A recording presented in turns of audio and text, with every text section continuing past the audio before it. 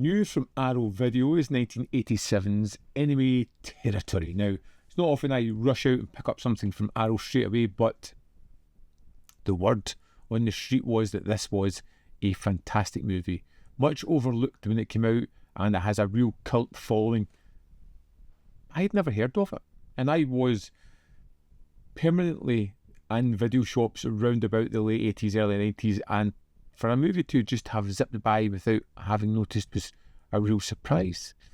Now, I don't really know too much about the director. I can't say that I've really noticed the main actor in anything before, and the co-star Ray Parker Jr. is probably most well known for doing the Ghostbusters theme song. Still, everybody was encouraging me to check this one out, so I eagerly threw this one on the player. I'm gonna tell you something, Sonny. I've had a very long day, and I have neither the time nor the patience for any more of you kids playing Scarface with me. You laughing at me, Ghost? It's all about a mild-mannered insurance salesman who finds himself trapped overnight in a decaying New York high-rise and becomes the target of a ruthless gang called the Vampires, led by Tony Todd, who gives an outstanding performance in this, and with the help of a war veteran come telecoms engineer, Ray Parker Jr., they kind of hide, survive as best they can as the vampires chase after them, turning the building into a war zone where escape is nearly impossible and mercy is in short supply. Now you'll maybe live, but you can't get out clean. The other buildings are safe. For the honor of the vampires.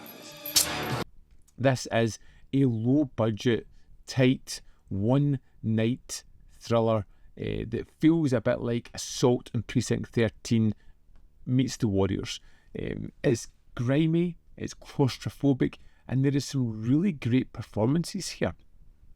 The moment that we're introduced to the vampires is played almost as if they're a little bit of a joke, but quickly it becomes apparent that these are desperate people doing heinous things, and there is real weight and threat to this people. They have commandeered this building and rule it with an iron fist, and it really adds a lot of weight immediately to the situation.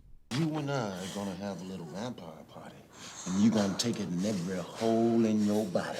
And then we're gonna cut us some new holes and do those too. Now you talk! It's a quick film, and the fact that it's just set in a few rooms within this building, it kind of leans into its low budget roots, but makes the best of it. Tony Todd is by far the star of this, really giving incredible menace to his psychotic portrayal of the lead vampire here. He is a character he's immediate, he's brutal and terrifying, he's uncompromising and without mercy at all, or even a hint of a conscience. And that really elevates the film. When you've got a villain who is so reprehensible, who will do the unspeakable, it puts a lot of threat onto our main stars. And when you've got two people as the main stars, you're like, are they both going to make it to the end? Is someone going to fall by the wayside? Is anybody safe?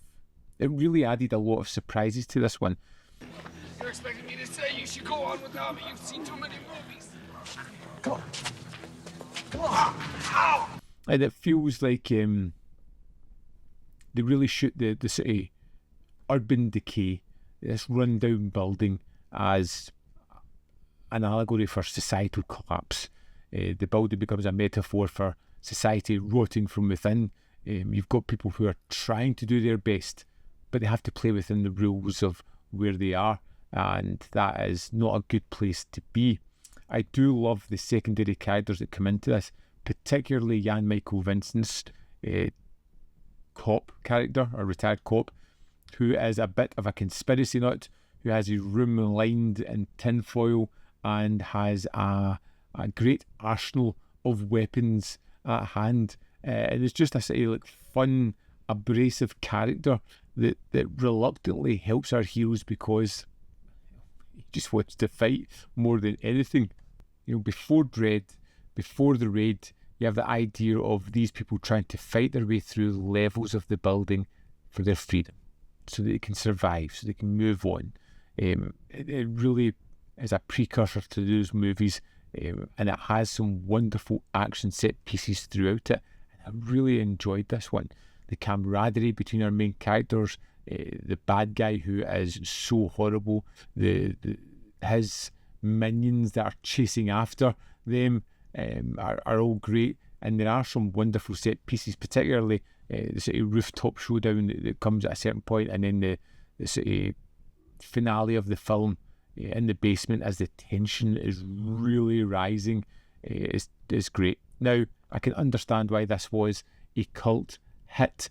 It feels authentic. It feels as if it's really shot in New York apartments, so it gives that kind of real authenticity to it.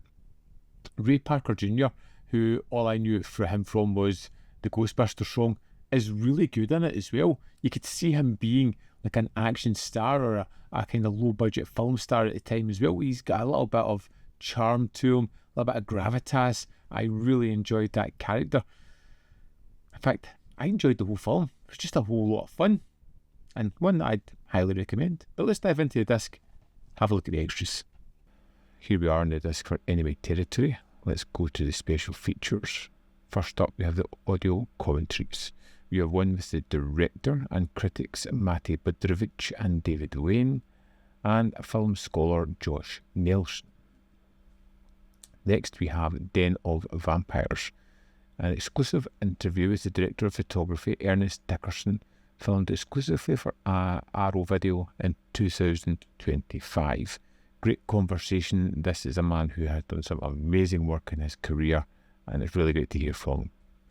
Giving Up the Ghost, an interview with Gary Frank, which was filmed in 2025 as well. And he looks wildly different, but has some great stories and anecdotes about making this. Then we have the theatrical trailer and the image gallery. Also included in this set is a poster as well, and that's the extras for Enemy Territory. Enemy Territory is a gritty street-level action hybrid that turns its low budget into an advantage. It's mean, it's tense, it's relentless. It's a perfect slice of late 80s paranoia, anchored by a powerhouse performance by Tony Todd and some great supporting performances as well. Don't miss this one. It is terrific. Highly recommended. I'd love to know your thoughts on Enemy Territory. Let me know in the comment box below whether you loved it, hated it, or fell somewhere in the middle. As always, there is more content up here. You can see more of my stuff. In the description box are links to Patreon, membership program, and manvfilm.com. Always, which you can support. Thanks for watching. I'll see you next time.